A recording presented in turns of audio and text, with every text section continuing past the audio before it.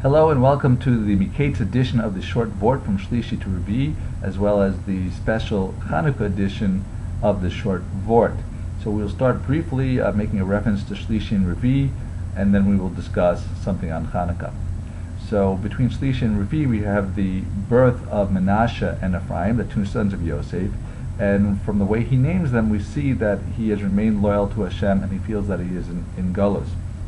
So it says, Ki nishani Elokim es kol amali. Hashem made me forget all my toils, es kol beis avi, and all the problems he had when he was at home. So that's why the first son was named Menashe.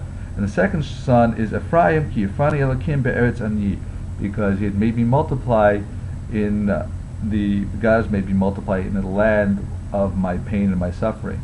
So the Malbim points out that it shows that even though he had become the viceroy of Egypt and the second to the king, he still felt that it was Eretz Ani, that he was still suffering because he wasn't in Eretz Yisrael, he was in Galus.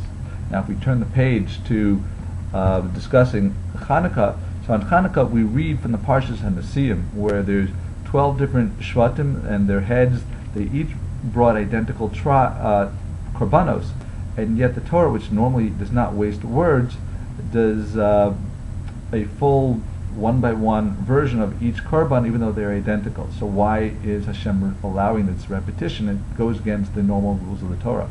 So one explanation is that even though in the mystical level or other practical symbolic level, each tribe may have had some different symbolism and connotation from the same exact korban, that is why it is mentioned for each tribe.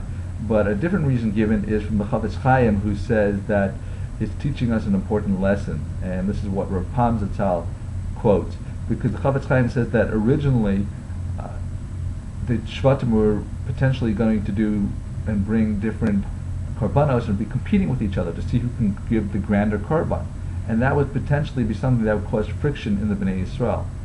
And the second tribe, the head of Yisachar, said, he went the second day and he said, I think we should all do it in a way that we all give the exact same korban, so there'll be unity instead of strife and splitting. And that's what everyone did. They followed his path, and Hashem loved this so much that he demonstrated his love for Achdus by reiterating the same sukkim over and over again for each different tribe. And we again see this by the fact that normally Hashem does not like to have an individual korban brought on Shabbos. It's only korbanot tzibor, public korbanos. Yet the tribe of Ephraim, which came out on Shabbos by the Chanukas HaMishkan, so he brought an individual korban because Hashem really appreciated this Achdus flavor. And the lesson for Chanukah is that it's a time where the family gets together, people to get together, there's mesibot, other gatherings. It's a time of Achdus, and we should make sure that it stays as a time of Achdus, staying away from fighting and promoting being together, as well as a Chanukas Abayis and the Chanukas and the Achdus of Torah learning and other good deeds.